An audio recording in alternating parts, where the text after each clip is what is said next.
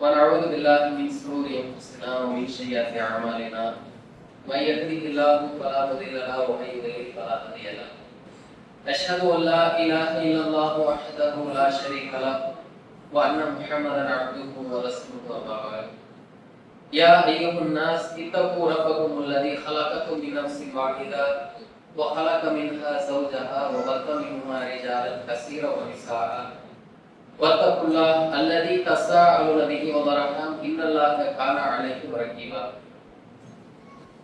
ஏக இறைவன் இறை நம்பிக்கையாளர்கள் மீது கடமையாக்கிய சிறப்புமிகு ஜும்ஆ தொழுகை நிறைவேற்றுவதற்காக நாம் எல்லாம் இங்கே ஒன்று திரண்டு அமர்ந்திருக்கிறோம். அல்ஹம்துலில்லாஹ்.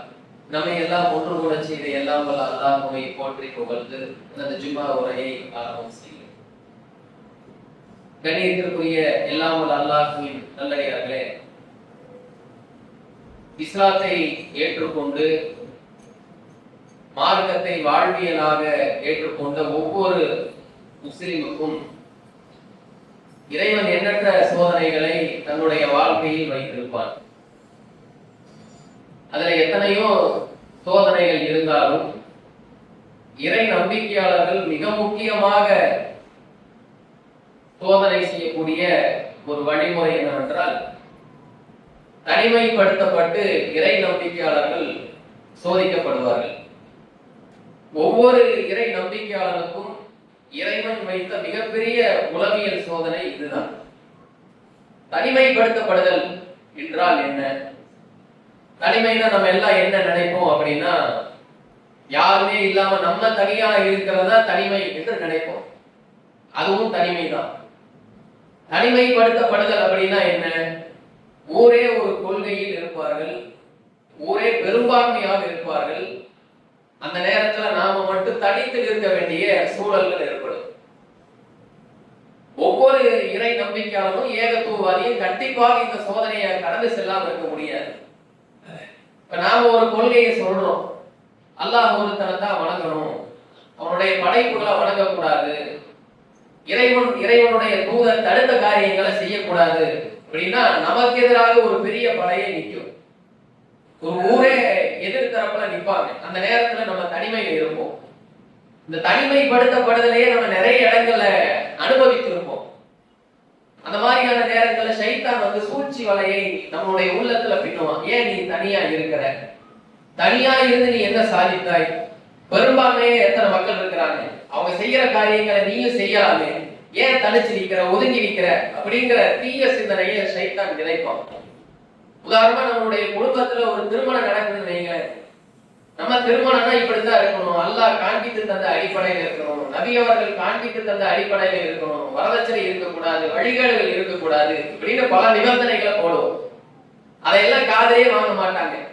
திருமணம்னா இப்படித்தான், நாங்க எங்க இஷ்டப்படி செய்வோம் அப்படின்னு சொல்லி தன்னுடைய இஷ்டத்திற்கு திருமணத்தை செய்வாங்க. இப்ப அத்தனை குடும்பத்திலையும் அத்தனை நபர்கள் இருக்கக்கூடிய குடும்பத்துல ஒரு தௌஹீத்வாதி தனித்து இருக்க வேண்டிய சூழ்நிலை ஏற்படும். தனிச்சு என்ன செய்வோம் அப்படின்னா நிற்போம்.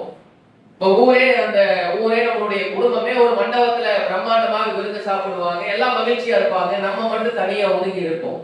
திருமணத்துல கலந்துக்க முடியாது. பள்ளிவாசல வந்து பட்டினியோட என்ன செய்வோம் அப்படின்னா படுத்திருப்போம். யாராவது ஒரு சகோதரர் வந்து இந்த மாதிரி ஏன்பா என்னாச்சு, சாப்பிடலையா, வாங்க நான் உங்களுக்கு சாப்பாடு தரேன் அப்படின்னு ஏதாவது சாப்பாடு வாங்கி கொடுப்பாரு. இந்த மாதிரியான சம்பவங்களை என்ன செய்வோம் அப்படின்னா நிறைய பேர் வந்து அனுபவிச்சிருப்போம். அப்ப அந்த மாதிரியான தனிமைப்படுத்தப்படுதல் அந்த நேரத்துல ஷைத்தான் நம்மளுடைய உள்ளத்தை சூழ்ச்சி வலையை ஏற்படுத்துவான். இப்படி தனியா இருந்து நீ என்ன சாதிச்ச, கல்யாணத்துக்கு போக வேண்டியதானே, அதுல என்ன வழிகள் இருக்கு, ஊர்ல யாருமே செய்யாத அப்படிங்கிற மாதிரியான சிந்தனைகளை ஷைத்தான் என்ன செய்வான் அப்படின்னா நம்மளுடைய உள்ளத்துல போடுவான். அதே போல ஊர்ல ஒரு முக்கியமான பிரமுகர் என்ன செய்வார் அப்படின்னா இறந்திருப்பாரு, மௌத்தா இருப்பாரு, இணை வைப்பாளரா இருப்பாரு. இணை வைப்பாளருக்கு என்ன செய்ய முடியாது? பாவ மன்னிப்பு தேட முடியாது. நபிகள் நாயகம் அவர்கள் தன்னுடைய தாய்க்கு பாவ மன்னிப்பு தேட முடியல, தந்தைக்கு பாவ மன்னிப்பு தேட முடியல, பெரிய தந்தைக்கு பாவ மன்னிப்பு தேட முடியல. அல்லாஹ் தன்னுடைய திருக்குறானை தடுத்துட்டான். இணை வைப்பாளர்கள் நரகவாசிகள் என்று தெரிந்த பின்னால் அவர்களுக்காக பாவ மன்னிப்பு தேடுவது நபிக்கும் நம்பிக்கை கொண்டவர்களுக்கும் தகாது அப்படின்னு அல்லாஹ் சொல்லிட்டான். அந்த அடிப்படையில இணை வைப்பாளர் அவர் எவ்வளவு பெரிய பிரமுகராக இருந்தாலும் சரி, அவருக்காக நான் பாவ மன்னிப்பு தேட மாட்டேன், ஜனாசா தொழுக மாட்டேன் அப்படின்னு நம்ம என்ன செய்வோம்? ஒதுக்கி நிற்போம். பகைக்காக கிடையாது. அவருக்கு நமக்கு என்ன பகையா? இறைவனுக்கு அவர் பிடிக்காதவராக இருக்கிறார், இறைவனுடைய வெறுப்பிற்குரியவராக இருக்கிறார். வெளிப்படையாக லா இலாஹ இல்லல்லாஹ் சொல்லிவிட்டு இணை வைப்பு காரியங்களை என்ன செய்யறாரு அப்படின்னா சர்வசாதாரணமா செய்யறாரு. கண்ணுக்கு முன்னாடி பார்க்கிறோம். மௌலிது ஓதுறதுல, தர்காவுக்கு போகிறதுல, தர்காவுல சஜிதா செய்யறதுல எல்லாத்துலயுமே கலந்து கொள்ளக்கூடியவராக இருக்கிறார். அப்ப ஊருக்கு எவ்வளவு பெரிய ஆளாக இருந்தாலும் நான் அந்த காரியத்தை செய்ய மாட்டேன்னு ஒதுக்கி நிற்போம். ஊர்ல இருக்கக்கூடிய எல்லாருமே என்ன செய்வாங்க அப்படின்னா அந்த காரியங்களை கலந்துக்குவாங்க. ஜனாசா தொழுகையில பாவ மன்னிப்பு தேடுதல்ல கலந்துக்குவாங்க. ஒரு தர்ம சங்கடமான வெளியக்கூடிய சூழலை நம்ம என்ன செய்வோம் அப்படின்னா எதிர்கொள்வோம். அந்த மாதிரியான நேரங்கள்ல சைத்தான் நம்மளுடைய உள்ளத்துல போடுவான். ஏன் தனிச்சிருக்கிற, ஒதுங்கி இருக்கிற. இப்ப தனித்திருக்கும் போது, ஒதுங்கி இருக்கும் போது அந்த நேரத்தில் நம்மளுடைய உள்ளத்துல என்ன எண்ணம் ஏற்பட வேண்டும் என்றால், எத்தனையோ நல்லவர்கள் நபிமார்கள் இந்த கொள்கைக்காக தனித்து இருக்கிறார்கள், ஒதுங்கி இருக்கிறார்கள், வழிகேட்டோடு அவங்க கலக்கல அப்படிங்கிற சிந்தனை நம்மளுடைய உள்ளத்தில் ஆழமாக பதிய வைக்க வேண்டும்.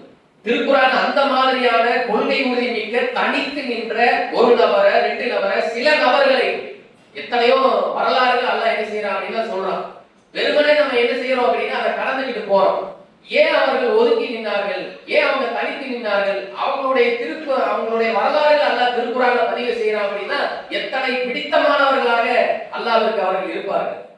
இப்ப யோசித்து பார்க்க வேண்டும், சிந்தித்து பார்க்க வேண்டும். சைத்தான் போற அந்த சூழ்ச்சி வலையில மாட்டி வழிகேட்டின் பக்கம் என்ன செய்யக்கூடாது அப்படின்னா போயிடக்கூடாது. வழிகேடு எப்பவுமே பெரும்பான்மையாகத்தான் இருக்கும். பெரும்பான்மை தான் வழிகேடு. சத்தியம் என்பது சுருக்கமாகத்தான் இருக்கும். குறைவான நபர்களை கொண்டு ஆரம்பித்ததுதான் சத்தியம். இந்த அடிப்படையை என்ன செய்யணும் அப்படின்னா நம்ம உணரணும். அதே போல என்ன செய்வாங்க அப்படின்னா அந்த பெரிய பிரமுகரை கபரஸ்தானுக்கு கொண்டு போகும்போது எல்லாரும் என்ன செய்வாங்க அப்படின்னா கையேந்தி பிரார்த்தனை செய்வாங்க, அவருக்காக பிரார்த்தனை செய்வாங்க. அல்லாஹ் என்ன செய்யறாங்க, உங்கள் இறைவனை பணிவாக அலையுங்கள், ரகசியமாக அலையுங்கள். கூட்டு பிரார்த்தனைக்கு ஆதாரம் கிடையாது மார்க்கத்துல. நபிகள் நாயகம் அவர்கள் அப்படி ஒரு வழிமுறையை கற்றுத்தரல. அதனால நான் கையை ஏந்த மாட்டேன், ஆமீனால சொல்ல முடியாது, கையை கட்டி நிற்போம், கையை தூக்க மாட்டோம். கிட்டத்தட்ட 100கணக்கான நபர்களை கையேந்தி பிரார்த்தனை செய்வாங்க. நம்மளையே பார்ப்பாங்க, என்னடா எல்லாரும் கையேந்தி பிரார்த்தனை செய்யறாங்க, இவன் மட்டும் பேசாம இருக்கிறானே. அந்த நேரத்துல ஒரு தர்ம சங்கடமான சூழலை என்ன செய்வோம் அப்படின்னா சந்திப்போம். இந்த மாதிரியான நேரங்கள்ல தான் சைத்தான் என்ன செய்வான் அப்படின்னா உள்ளுக்குள்ள புகுந்து விளையாடுவான். இப்படி தனியா நின்று என்னத்தப்பா நீ சாதிச்ச, நீ என்ன வெற்றி அடைய போற, உன் கூட எத்தனை பேர் இருக்கிறாங்க அப்படிங்கிற மாதிரியான சிந்தனை எல்லாம் என்ன செய்வான் அப்படின்னா போடுவோம். எத்தனை நல்லவர்களுடைய வரலாறுகள் அல்லாஹ் தன்னுடைய திருக்குறான்ல பதிவு செய்யறான். அந்த நல்லவர்களுடைய வரலாறுகள் நமக்கு மிகப்பெரிய பாடம், படிப்பினை. நம்ம ஒரு 10-30 வருஷத்துக்கு முன்னாடி 4 பேரா இருந்தோம், 40 பேரா மாறணும், 400 பேரா இருந்தோம், 4000 பேரா இருந்தோம். எத்தனை நபர்களாக நாங்கள் பெரும்பான்மையாக மாறினாலும் சரி, இந்த வரலாறுகளை நம்ம என்ன செய்யக்கூடாது அப்படின்னா மறக்க கூடாது. இப்ராஹிம் நபி அவங்களுக்கும் அவங்க கூட இருந்தவர்களிடத்திலும் உங்களுக்கு அழகான முன்மாதிரி இருக்கு அப்படின்னு அல்லாஹ் தன்னுடைய திருக்குறான்ல சொல்றான். எதனால முன்மாதிரி இருக்கு? அவங்க சொன்ன வார்த்தை என்ன? அல்லாஹ் தன்னுடைய திருக்குறான்ல பதிவு செய்யறான். கல் கானத்துலக்கும் உஸ்வத்துன் ஹஸனத்துன் இப்ராஹிம் வல்லதீன மஅஹு. அவங்க என்ன தெரியுமா சொன்னாங்க? இப்ராஹிம் இடத்திலும் அவருடன் இருந்தோரிடத்திலும் உங்களுக்கு அழகான முன்மாதிரி இருக்கு. அவங்க என்ன தெரியுமா சொன்னாங்க? இன்னா புராக்கும் மின்கும் வ மிம்மா தஅபுதுன மின் தூனில்லாஹ் வ பதா பைனனா வ பைனக்கும் அதாவத்து வல் பஅலா வ பதா ஹத்தா துமினு பில்லாஹி வஹதா. இப்ராஹிம் நபியும் அவங்க கூட இருந்தவர்கள் அப்படின்னா எத்தனை நபர்கள் இருந்தாங்க? இப்ராஹிம் நபி கூட எத்தனை பேர் இருந்தாங்க? அவங்க தந்தை இஸ்லாத்தை ஏற்றுக்கல, குடும்பம் இஸ்லாத்தை ஏற்றுக்கல, அவங்க மனைவி சாரா அலைஹிஸ்ஸலாம் அவர்கள் மட்டும்தான். அவங்களுடைய சகோதரர் மகன் லூத் அலைஹிஸ்ஸலாம், விரல் விட்டு எண்ணக்கூடிய சில நபர்கள் தான் இப்ராஹிம் நபி கூட இருந்தாங்க. விரல் விட்டு எண்ணக்கூடிய சில நபர்கள் இருந்தாலும் பெரும்பான்மை சமுதாயத்தை பார்த்து அவங்க சொன்ன வார்த்தை என்ன தெரியுமா? நீ என்ன ஊரை விட்டு விலக்கி வைக்கிறது, நான் உன்னை விலக்கி வைக்கிறேன் அப்படின்னா, உங்களை விட்டு நாங்கள் விலகி கொண்டோம், நீங்கள் எதனை வணங்குகிறீர்களோ அதனை விட்டும் நாங்கள் விலகி கொண்டோம், நிச்சயமாக நீங்கள் அல்லாஹ்வை மட்டும் நம்பிக்கை கொள்ளும் வரை உங்களுக்கும் எங்களுக்கும் இடையே பகைமை வெறுப்பும் என்றென்றும் ஏற்பட்டு விட்டது என்று சொன்ன விஷயத்தில் இப்ராஹிம் இடத்திலும் அவருடன் இருந்தோர் இடத்திலும் உங்களுக்கு அழகான முன்மாதிரி இருக்கு அப்படின்னு அல்லாஹ் சொல்றான். இப்ராஹிம் நபி கூட எத்தனை நபர்கள் இருந்தாங்க அப்படின்னு கேட்டீங்கன்னா விரல் விட்டு எண்ணக்கூடிய சில நபர்கள் தான் இருந்தாங்க. அந்த சில நபர்கள் சொன்ன வார்த்தை, நீ எல்லாம் என்ன ஊரை விட்டு விலக்கி வைக்க வேண்டாம், நான் சத்தியத்தில் இருக்கிறேன், நான் உன்னை விலக்கி வைக்கிறேன், உனக்கு எனக்கு எப்ப தெரியுமா உறவு, என் கொள்கைக்கு நீ வா, அல்லாஹ்வை மட்டும் நீ நம்பிக்கை கொண்டு வர, உனக்கு எனக்கு பகரம். இன்னைக்கு நம்ம அந்த கொள்கையின் பக்கம் போறோம், வழிகேட்டின் பக்கம் போறோம். நிறைய பேர் இருக்கிறாங்க, எல்லாரும் செய்யறாங்க அப்படின்னு. ஆனா அவங்க சொன்ன வார்த்தை என்னன்னு தெரியுமா? சத்தியத்துல நாங்க இருக்கிறோம், நாங்க 2 பேர் இருக்கலாம், நாங்க 3 நபர்கள் இருக்கலாம், என் கொள்கைக்கு நீ வா, நீ அசத்தியத்தில் இருக்கிற, நான் சத்தியத்தில் இருக்கிறேன். இப்படி சொன்னாங்க இல்லையா? அந்த சில நபர்கள் கிட்ட உங்களுக்கு அழகான முன்மாதிரி இருக்கு என்று அல்லாஹ் தன்னுடைய திருக்குறான சொல்றான். இப்ராஹிம் நபி எனி டைம் அல்லாஹ்வுக்கு ஃபேவரான ஒரு நபி. அத்தஹதல்லாஹி இப்ராஹிம ஹலீலா, இப்ராஹிமை அவரது இறைவன் உற்ற தோழராக ஆக்கி கொண்டான் அப்படின்னு அல்லாஹ் தன்னுடைய திருக்குறான சொல்றான். உலகத்தில் எந்த மனிதனுக்கும் தராத ஒரு பதவியை, ஒரு அந்தஸ்தை அல்லாஹ் இப்ராஹிம் நபி அவர்களுக்கு கொடுத்திருக்கிறான். ஏன், எதனால தெரியுமா? தனித்து நின்றார்கள். இன்ன இப்ராஹிம் உம்மத்தன் காணித்தன் இல்லா, இப்ராஹிம் தனித்து ஒரு மனிதராக இருந்தால் ஒரு சமுதாயமாக இருந்தார் அப்படின்னு அல்லாஹ் தன்னுடைய திருக்குறான் சொல்றான். ஒற்றை நபர் தான். வழிகேட்டு அந்த பக்கம் பயங்கரமான வழிகேடு, ஊர் வழிகேட்டுல இருக்கு, மன்னன் வழிகேட்டுல இருக்கிறாங்க, அனைவரும் வழிகேட்டுல இருக்கிறாங்க, எல்லாரும் வழிகேட்டுல இருக்கிறாங்க, ஒற்றை நபரா இருக்கிறாங்க. நான் ஒற்றை நபராக இருந்தாலும் நான் இந்த கொள்கையில உறுதியா இருப்பேன் அப்படின்னு ஒத்த நபர் என்ன செய்யறாரு அப்படின்னா உறுதியாக இருந்தாங்க. அதனாலதான் அல்லாஹ் என்ன செய்யறாரு அப்படின்னா ஒரு சமுதாயமா அவர் இருந்தார். ஒரு சமுதாயம் இருந்து எதிர்கொள்ள வேண்டிய பிரச்சனையை ஒற்றை மனிதராக இருந்தார் பாத்தீங்களா? அதனால அவர் என்னுடைய தோழர் என்று, அவர் யாருமே இல்லாட்டியும் சரி, நான் இருக்கிறேன், அல்லாஹ் இருக்கிறேன் அப்படின்னு அல்லாஹ் என்ன செய்யறார் அப்படின்னா தன்னுடைய தோழராக அல்லாஹ் இப்ராஹிம் நபி அவர்களை ஏற்றுக்கொண்டார். துல்ஹஜ் மாதத்தை எடுத்துக்கொண்டீங்கன்னா அதுல மிகப்பெரிய ஹீரோ இப்ராஹிம் அலைஹிஸ்ஸலாம் அவர்கள் தான். அதே போல முஹர்ரம் மாதம், அந்த முஹர்ரம் மாதத்தை எடுத்துக்கிட்டீங்கன்னா மூசா அலைஹிஸ்ஸலாமுடைய வரலாறுல நம்ம என்ன செய்வோம் அப்படின்னா அதிகமா பேசுவோம். மூசா நபியோடைய வரலாறு நமக்கு கிடைக்கக்கூடிய பாடம் என்ன, படிப்பினை என்ன, எப்பேற்பட்ட எதிரி அல்லாஹ் அவங்க மேல சாட்டான். நமக்கெல்லாம் என்ன கொள்கை எதிரி என்ன, நம்ம எல்லா சமூக நீரோடையோட கலந்துட்டோம். கொள்கை இருப்பவர்கள் யார், கொள்கை இல்லாதவர்கள் யார் அப்படின்னு அடையாளம் காட்ட முடியாது. எல்லா காரியங்களையும் செய்ய ஆரம்பிச்சுட்டோம். சைத்தானுடைய சூழ்ச்சி வலைக்கு பெரும்பான்மையானவர்கள் என்ன செய்யறோம் அப்படின்னா மடிஞ்சு பலியாகி விட்டோம். ஒரு 5 வருஷம் 10 வருஷம் அப்படியே கொள்கையில பிடிமானமா இருக்கும். கல்யாணத்துக்கு போக மாட்டேன், வட்டியை வாங்க மாட்டேன். காலங்கள் ஓட ஓட அந்த முனை மழுகு, கத்தி கூர் என்ன ஆகும் அப்படின்னா மழுக ஆரம்பிச்சோம்னா கொள்கையும் மழுக ஆரம்பிச்சோம். நமக்கு எதிரி எல்லாம் யாருமே கிடையாது, பெருசா யாருமே கிடையாது. சைத்தான் தான் நமக்கு எதிரி, நம்மளுடைய மனோ இச்சை தான் நம்மளுக்கு எதிரி. ஆனா மூசா அலைஹிஸ்ஸலாம் அவர்களுக்கு அல்லாஹ் ஏற்படுத்திய எதிரி எப்பேற்பட்ட எதிரி? ஃபிரௌன் அப்படிங்கிற பிரம்மாண்டமான ஒரு சக்தி. ஆனா ரப்புக்குமுல் அலா, நான் தான் கடவுள் என்று தன்னை மார்தட்டி கொண்டிருப்பவன். அவன் கூட எவ்வளவு பெரிய படை இருக்கு, மிகப்பெரிய எகிப்து நாடே இருக்கு. அவன் கட்டிய பிரமிடுகள் என்ன, சிலைகள் என்ன, எத்தனை அம்சங்கள் இன்னைக்கு அதெல்லாம் சான்றுகளா இருக்கா இல்லையா? அப்ப அவனுக்கு கீழே எத்தனை பேர் அடிமைகளா இருந்திருப்பாங்க, எத்தனை படை வீரர்கள் இருந்திருப்பாங்க. அப்ப அப்பேற்பட்ட பிரம்மாண்டமான சக்தி கிட்ட என்ன செய்யணும் அப்படின்னா போய் சத்தியத்தை சொல்லணும். யாரு? ஒற்றை நபராக மூசா அலைஹிஸ்ஸலாம். அல்லாஹ் தன்னுடைய திருக்குறான்ல சொல்றான், வயிதஹு ஃபிரௌன இன்னஹு தகா வகுல் அல்லக இலா அன்த ஜக்கா வஹதியக இலா ரப்பிக ஃபதஹஷா. நீங்க ஃபிரௌன் கிட்ட போங்க, ஆடு அல்லாஹ் போடக்கூடிய கட்டளை. அவன் நிச்சயமாக வரம்பு மீறி விட்டான், அவன் கிட்ட கேளுங்க, உனக்கு தூய்மையாகும் எண்ணம் இல்லையா, நீ நேர்வழி பெற மாட்டாயா, அல்லாஹ்வை பயப்பட மாட்டாயா என்று நீங்கள் கேளுங்கள் அப்படிங்கிற அல்லாஹ். யாருக்கு அல்லாஹ் போட்ட கட்டளை? மூசா அலைஹிஸ்ஸலாம் அவர்களுக்கு அல்லாஹ் போட்ட கட்டளை. தன்னந்தனியாக மூசா கிட்ட ஃபிரௌன் கிட்ட எப்படி போக முடியும்? அவனுடைய பிரம்மாண்டமான படை கிட்ட போய் முன்னாடி நின்று எப்படி சத்தியத்தை சொல்ல முடியும்? மூசா அலைஹிஸ்ஸலாம் அவர்களே பயப்படுறாங்க, என்னுடைய இறைவா துணைக்கு எனக்கு ஆளை அனுப்பு, என் சகோதரன் ஹாரூன் இருக்கிறாங்க, அவரை அனுப்பு, நாங்க 2 பேராவது போய் சொல்றோம். 2 நபர்கள் போய் அந்த சமுதாயத்துக்கு முன்னாடி என்ன செய்யறாங்க அப்படின்னு இஸ்லாத்தை சொல்றாங்க. அந்த நேரத்துல மூசா அலைஹிஸ்ஸலாம் அவங்களுடைய உள்ள மிக நெருக்கமாக இருந்துச்சு, இறுக்கமாக இருந்துச்சு. அல்லாஹ் கிட்ட பிரார்த்தனை செய்யறாங்க. அந்த நேரத்துல அவங்க கேட்ட பிரார்த்தனை தான் ரப்பிஷ்ரஹ் லி சத்ரி வ யஸ்ஸிர் லி அம்ரி வஹ்லுல் உக்தத்தம் மின் லிசானி யஃப்கஹு கௌலி. இறைவா என் உள்ளத்தை விரிவாக்கு, என் காரியங்களை லேசாக்கு, என் நாவில் உள்ள முடிச்சுக்களை அவிழ்த்து விடு, அப்பொழுதுதான் அவர்கள் என்னுடைய பிரச்சாரத்தை கேட்பார்கள் அப்படின்னு என்ன செய்யறாங்க அப்படின்னா பிரார்த்தனை செய்யறாங்க. என் உள்ளத்தை விரிவாக்கு அப்படின்னா எந்த அளவுக்கு அவங்களுடைய உள்ளம் சுருங்கி இருக்கும், எந்த அளவுக்கு அவங்க உள்ளம் இறுக்கமா இருந்திருக்கும். என் காரியங்களை லேசாக அப்படின்னா எந்த அளவுக்கு அவங்களுடைய உள்ளத்துல பயம் இருந்திருக்கும், பதட்டம் இருந்திருக்கும். இப்ப இந்த அளவுக்கு பயத்தை வச்சுக்கிட்டு பதட்டத்தை வைத்துக் கொண்டு தகுதியின்மை, நாக்கு வேற திக்குவாயா இருக்கு, அதுக்கு வேற அல்லாஹ் கிட்ட என்ன செய்யறாங்க அப்படின்னா பிரார்த்தனை செய்யறாங்க. என் நாவில் உள்ள முடிச்சுக்களை அவிழ்த்து விடு அப்படின்னு பிரார்த்தனை செய்யறாங்க. இப்படி எல்லாம் பிரார்த்தனை செய்துவிட்டு அதுக்கப்புறம் தான் என்ன செய்யறாங்க அப்படின்னா ஃபிரௌனுடைய சபைக்கு போறாங்க. 2 நபர்கள், ஒட்டுமொத்த நாடே இன்னொரு எதிர் முனையில. அந்த நேரத்துல எப்படி அவங்க தனிமையை அனுபவிச்சிருப்பாங்க? அவங்க நினைச்சிருக்கலாமே, எதுக்கு இந்த வேண்டாத வேலை? ஏன் தனியா நின்று சிரமப்படணும், கஷ்டப்படணும்? பிறகு எவ்வளவு பெரிய ஆள், அவங்க கூட போய் சேரலாமே, நினைச்சிருக்கலாமே, நினைச்சாங்களா? இப்பெல்லாம் நாம ஏன் இந்த உறுதியை பத்தி பேசிட்டு இருக்கிறோம்னா, அந்த நேரத்தில் அவர்கள் உறுதியாக இல்லாவிட்டால் நாமும் கோலை தௌஹீத் வாரியெல்லாம் மாறி இருக்கும் நம்ம எல்லாருமே. ஏன் இந்த மாதிரியான வரலாறுகள் எல்லாம் பதிவு செய்யலாம் அப்படின்னா, தௌஹீதை உறுதியாக பின்பற்றக்கூடிய தலைமுறை வேண்டும் என்பதற்காக. இல்லாட்டி எல்லாருமே கோலைகளாக மாறி இருக்கும். அப்ப அந்த நேரத்துல அவங்க என்ன செய்யறாங்க அப்படின்னா, தனியா இருந்து என்ன செய்யறாங்க அப்படின்னா இஸ்லாத்தை சொல்றாங்க. அப்ப எந்த அளவுக்கு அவங்க தனிமை அனுபவித்திருப்பார்கள். பொது நீரோடையோட அவங்க கலக்கலையே, வழிகேட்டோடு அவர்கள் கலக்கவில்லையே. வரதட்சணை திருமணங்களை ஆகும் கூடும் பேசக்கூடியவர்கள் இதையெல்லாம் என்ன செய்யணும் அப்படின்னா யோசிக்கணும், சிந்திக்கணும். வட்டி இல்லாம வியாபாரம் பண்ண முடியுமா, வீடு கட்ட முடியுமா அப்படின்னு பேசுறாங்க இல்லையா, அவங்க எல்லாம் இதை சிந்திக்கணும். நம்ம தனியா தான் இருப்போம். ஏகத்துவத்தை பின்பற்றக்கூடியவர்கள் தனித்து செயல்பட வேண்டிய சூழல்கள் எல்லாம் ஏற்படும்.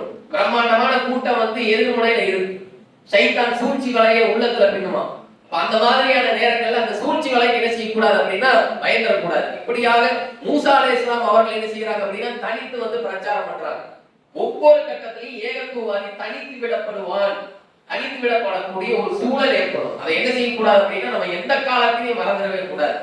இதே மூசா அலைஹிஸ்ஸலாம் அவர்கள் அந்த மக்களை எல்லாம் வென்றெடுத்து பிறவும் கிட்ட இருந்த அந்த அடிமை இஸ்ரவேலர்களை எல்லாம் வென்றெடுத்து என்ன செய்யறாங்க அப்படின்னா வேற ஒரு நாட்டுக்கு, எகிப்து நாட்டை கடந்து பாலஸ்தீன மண்ணுக்குள்ள என்ன செய்யறாங்க அப்படின்னா உள்ள வர்றாங்க. அந்த வரலாறுகளை எல்லாம் என்ன செய்வோம் அப்படின்னா கேள்விப்பட்டிருக்கோம்.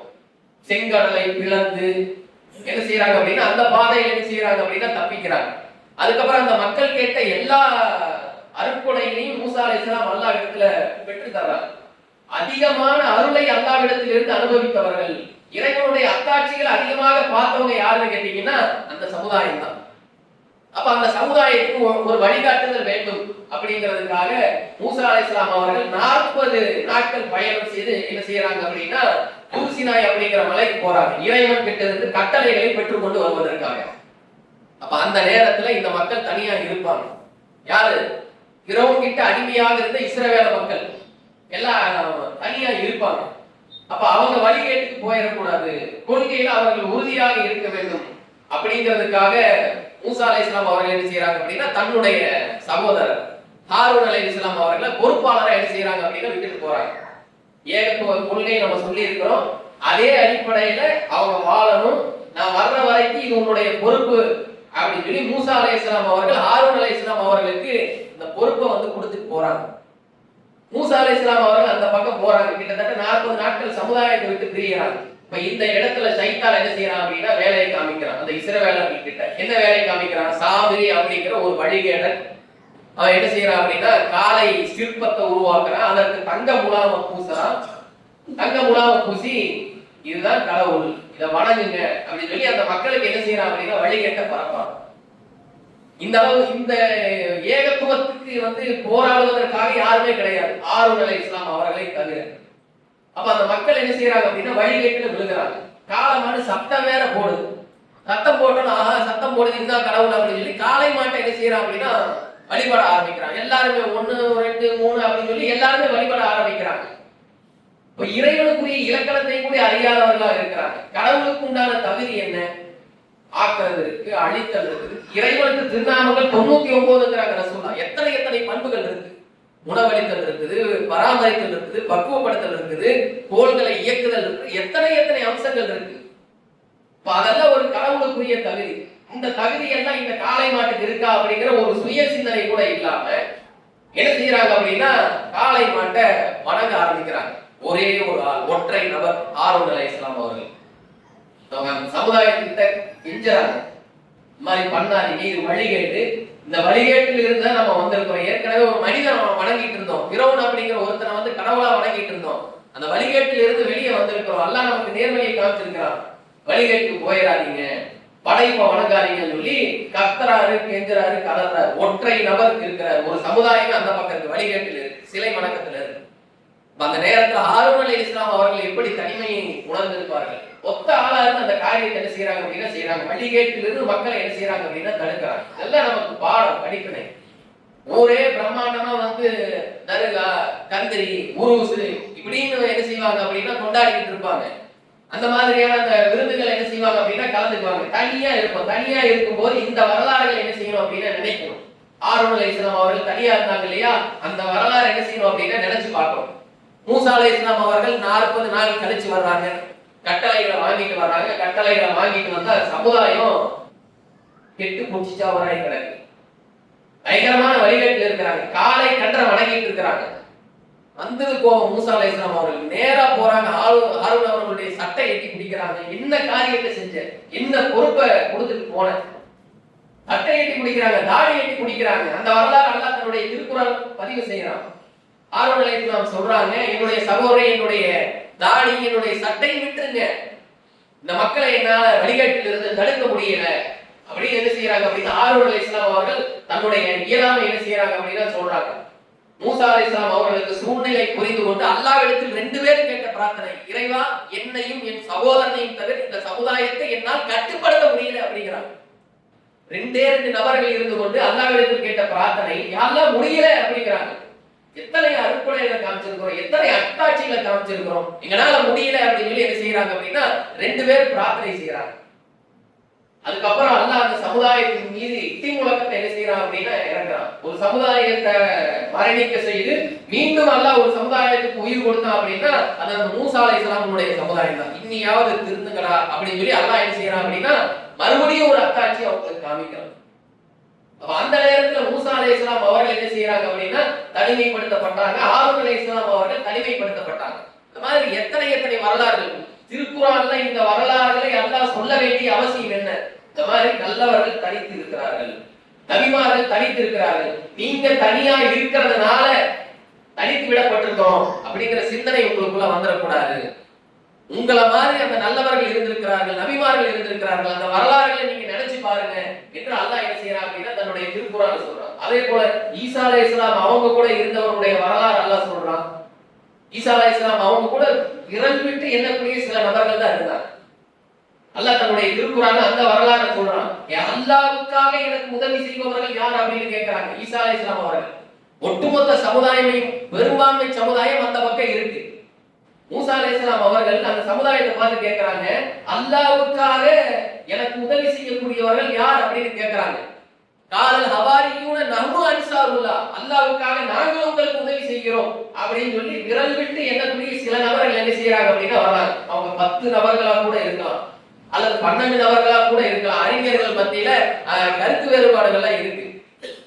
அப்போ விரல் விட்டு எண்ணக்கூடிய சில நபர்கள் தான் என்ன செய்யறாங்க அப்படின்னா உங்களுக்கு நாங்க உதவி செய்யறோம் சொல்லிட்டு வர்றாங்க. அல்லாஹ்வுடைய தூதர் நபிகள் நாயகம் அவர்களுக்கு அன்சாரிகள் வந்தாங்க இல்லையா, அந்த மாதிரி ஈசா அலைஹிஸ்ஸலாம் அவர்களுக்கு ஹவாரியூன்கள், நபிகள் நாயகம் அவர்களுக்கு அன்சாரிகள், ஈசா அலைஹிஸ்ஸலாம் அவர்களுக்கு ஹவாரியூன்கள்.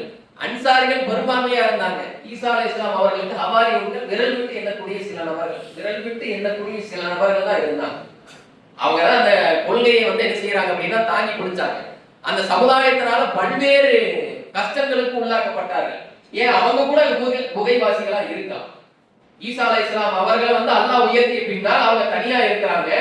கொள்கையை காப்பாற்றிக் கொள்வதற்காக அந்த புகைக்குள்ள உழைஞ்சாங்களா இல்லையா, அது அவர்களா கூட இருக்கலாம். ஈசா அலைஹிஸ்ஸலாம் அவர்களுடைய அந்த சீடர்களா கூட இருக்கலாம். அல்லாஹ் அறிந்தவன், உறுதியாக நம்ம சொல்ல முடியல. அந்த புகையில் ஒதுங்கினார்களா இல்லையா, அவங்களுடைய வரலாறு அல்லாஹ் பதிவு செய்யறாங்க. அவங்களுடைய எண்ணிக்கை பற்றி அந்த கருத்து வேறுபாடுகளை பற்றி அல்லாஹ் பதிவு செய்யறான். அவங்க 4 பேர் அப்படிங்கிறாங்க, அல்லாஹ் குர்ஆன்ல சொல்றான். இல்ல 4 பேர் கிடையாது, 5 பேர் ஒரு கூட்டம் சொல்லுது.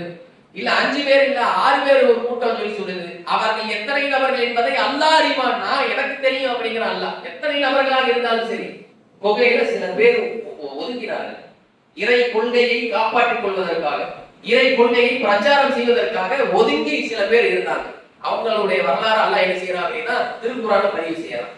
ஒதுங்கி இருந்தாங்க, கொள்கைக்காக ஒதுங்கி இருந்தாங்க, வழிகேட்டோட போய் கலக்காம இருந்தாங்க என்று அல்லாஹ் தன்னுடைய திருக்குறான்ல அந்த வரலாறு என்ன செய்யறான் அப்படின்னா பதிவு செய்யறான். இப்படி எத்தனை வரலாறுகள் அல்லாஹ் தன்னுடைய திருக்குறான்ல பதிவு செய்யறான்.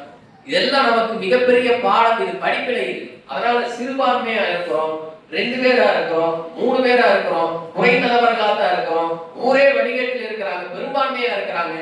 இந்த சிந்தனை ஒரு தௌஹீத்வாதிக்கு வந்து விடவே கூடாது. ஏகத்துவம் என்பது குறைந்த நபர்களோடு ஆரம்பித்தது, அது வளரவும் செய்யலாம், வீழ்ச்சி அடையவும் செய்யலாம். அது இறைவனுடைய கையில இருக்கு. நமக்கு இறைவன் கொடுத்த பணி என்ன? பதக்கிர் இன்னமா அந்த பதக்கிர், நபியே எடுத்து சொல்வதை தவிர உன் மீது எந்த கடமையும் கிடையாது அப்படிங்கிற அல்லாஹ். அல்லாஹ்வுடைய தூதருக்கு அல்லாஹ் போட்ட கட்டளை என்னன்னு கேட்டீங்கன்னா, எடுத்து சொல்வதுதான் உங்க கடமை. மக்களுடைய உள்ளத்துல போய் சேர்ப்பது அது என்னுடைய கையில இருக்கு அப்படிங்கிறாங்க. இறுதியாக ஒரே ஒரு வரலாறு பாருங்க. இந்த வரலாறையும் நம்ம என்ன செய்யணும் அப்படின்னா எடுத்து பார்க்கணும். தாலூத் அப்படிங்கிற ஒரு அரசன் இருந்தார். அவர் கீழே ஒரு படை வீரனா தாவூத் அலைஹிஸ்ஸலாம் அவங்க என்ன செய்யறாங்க அப்படின்னா பணியாற்றிட்டு இருக்கிறாங்க, படை வீரனா இருக்கிறாங்க. தாலூத் அவர்கள் ஜாலூத் அப்படிங்கிற ஒரு கொடுங்கோல் மன்னனை எதிர்த்து என்ன செய்யறாங்க அப்படின்னா போரிட போறாங்க. பிரம்மாண்டமான படை போகுது. இப்படித்தான் அல்லாஹ் என்ன செய்வான் அப்படின்னா ஃபில்டர் பண்ணுவான். பிரம்மாண்டமான சக்தியாவே நம்ம என்ன செய்ய மாட்டோம் அப்படின்னா வச்சிருக்க மாட்டோம், ஃபில்டர் பண்ணுவான். தௌஹீத்வாதி இறை நம்பிக்கையை கொண்டவனுடைய அந்த உறுதி எப்படி இருக்கு, ஒழுக்கம் எப்படி இருக்கு, அல்லாஹ் ஃபில்டர் பண்ணுவான், கடைஞ்சி எடுப்பான்.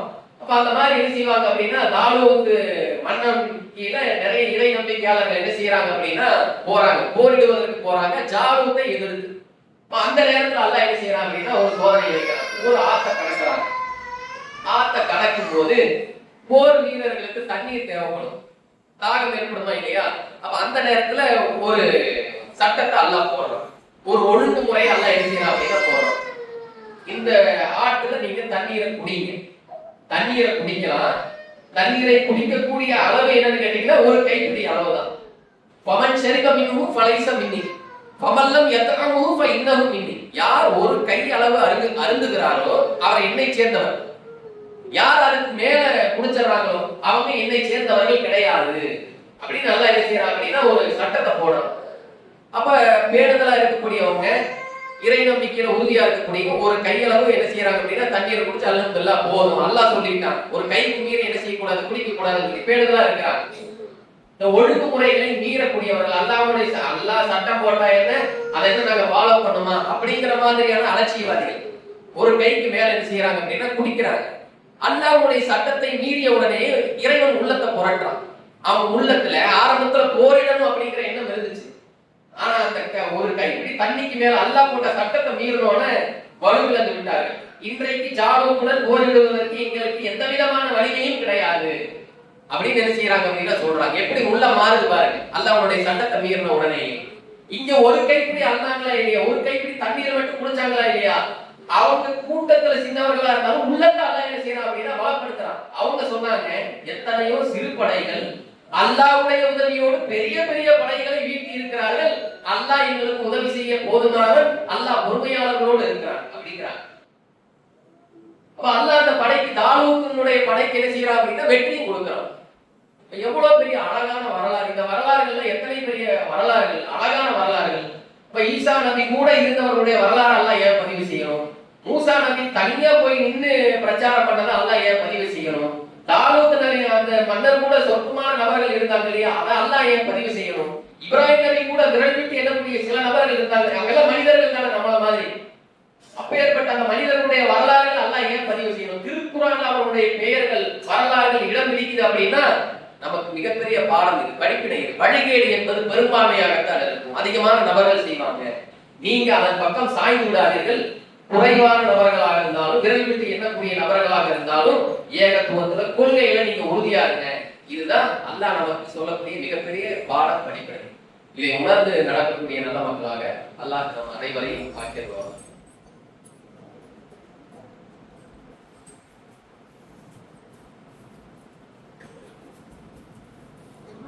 அல்ஹம்துலில்லாஹ். கண்ணியத்திற்குரிய எல்லாம் அல்லாஹ் நல்லடியார்களே, எத்தனையோ பெரிய பெரிய நபிமார்கள் காலம் முழுக்க ஏகத்துவ பிரச்சாரம் தான் என்ற வாழ்க்கையை வாழ்ந்தவர்கள்.